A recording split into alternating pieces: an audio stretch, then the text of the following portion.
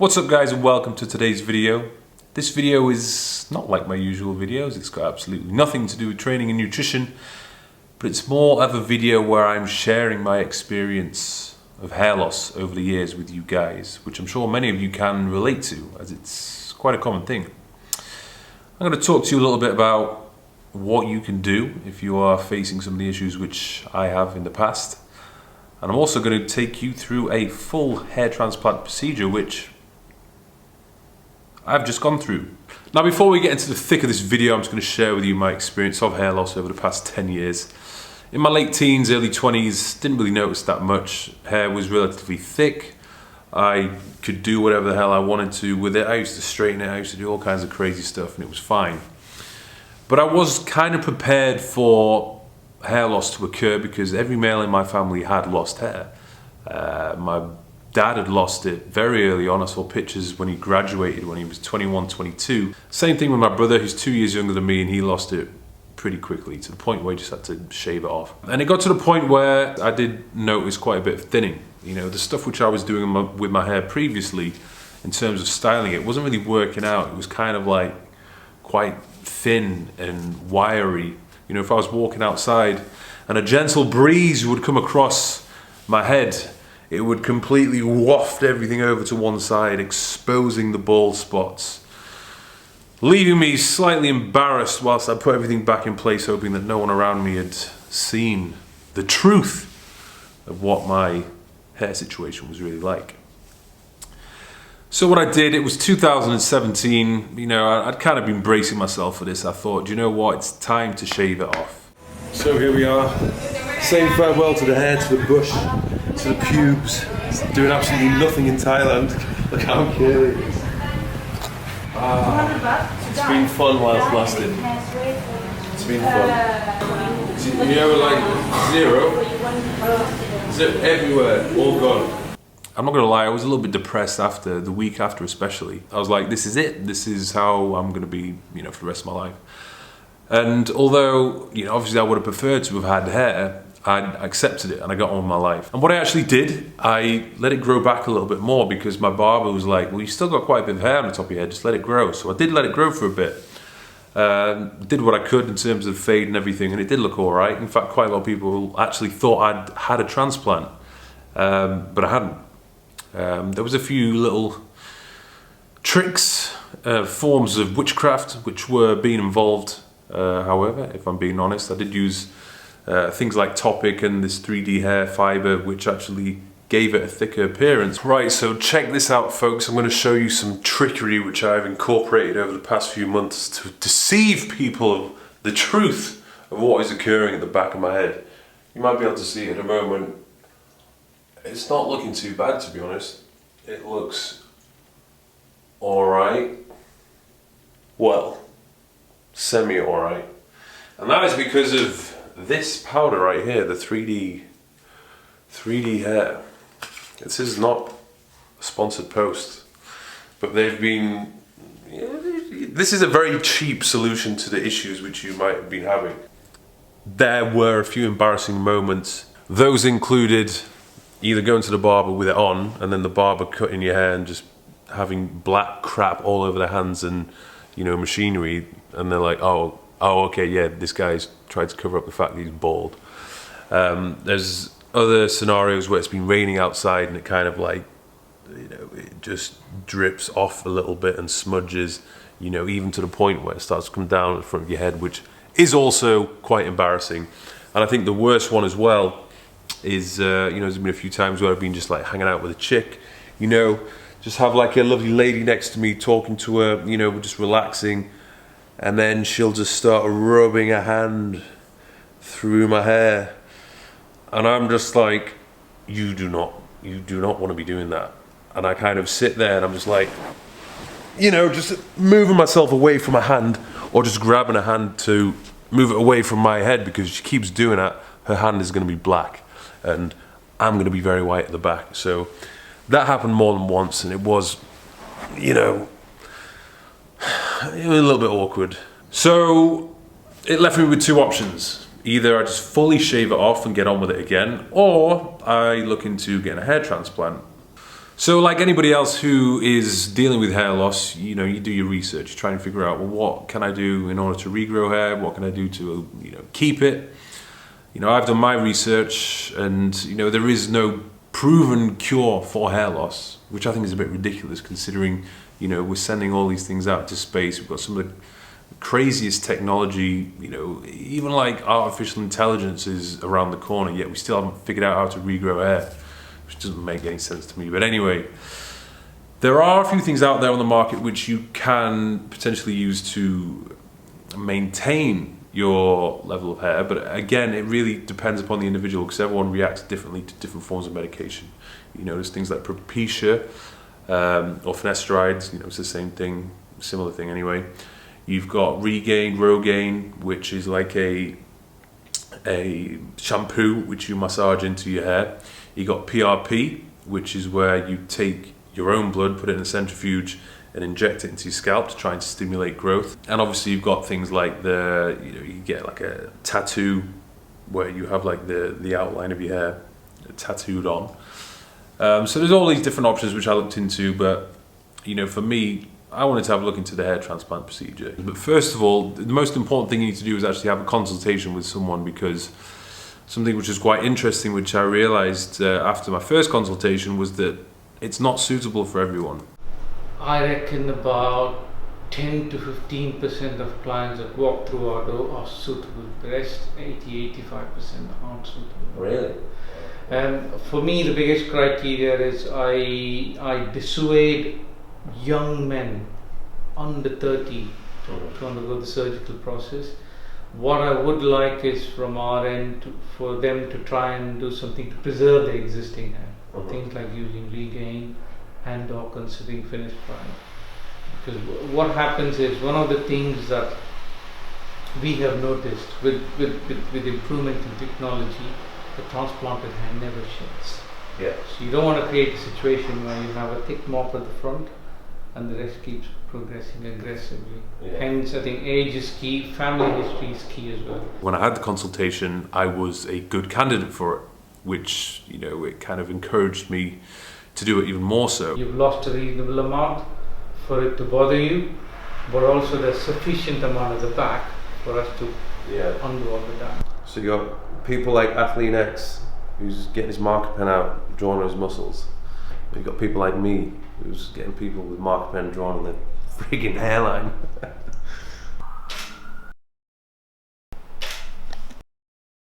What I'd like to do is do a new hairline there, try and consolidate that. I did notice the left side's a little bit thinner. Yeah, there's always asymmetry.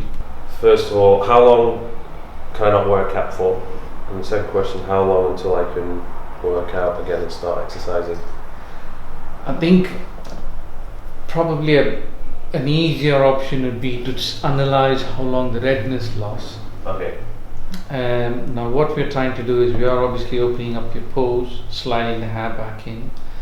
Two things happen. When you sweat, what we don't want is for the pore to seep in and cause any inflammation.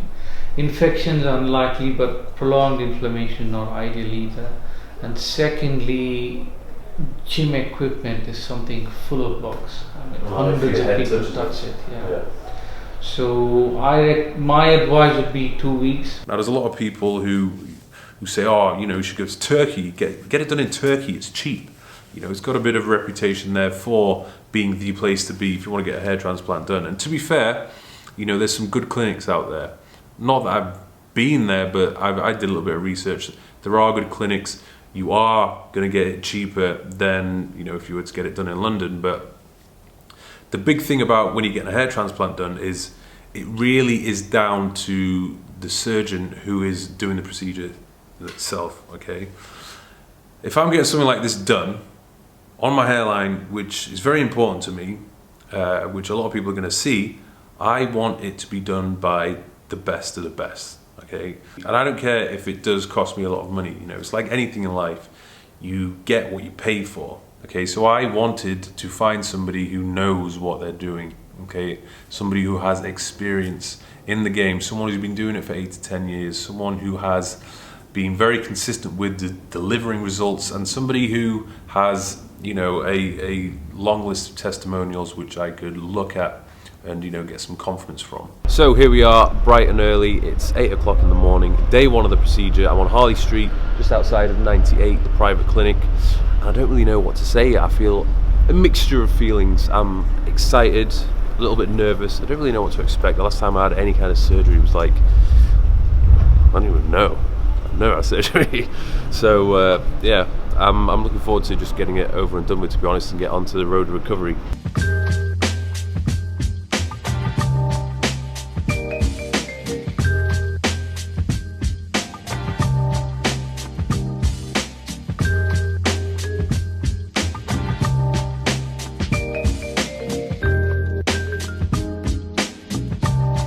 The procedure itself was pretty straightforward. It was done over a 2-day period because of the number of extractions which did actually need to be made.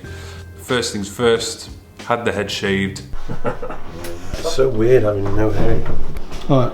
Right, so this is me, fully shaved head, 360-degree view.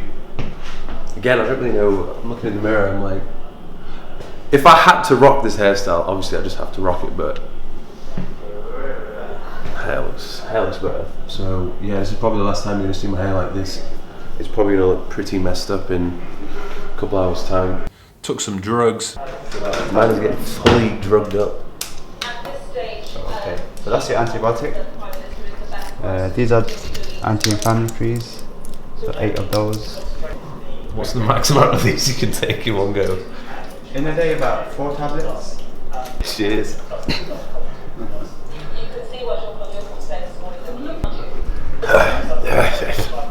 How many fingers, Mike? 12. And then once I was all there, I waited for the drugs to kick in, then I would just lie back.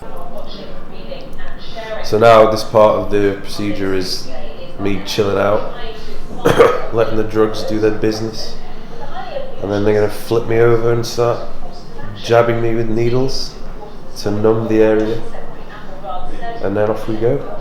The doctor would then make a number of different incisions of a needle with a local anaesthetic in to basically numb the area which he was going to be either extracting or inserting the follicles into, which wasn't that pleasant, but to be honest, saying that I'm not a fan of needles, because I was lying down and I couldn't see anything, I really wasn't that bothered at all, and you kind of just got used to the little pain which actually did take place.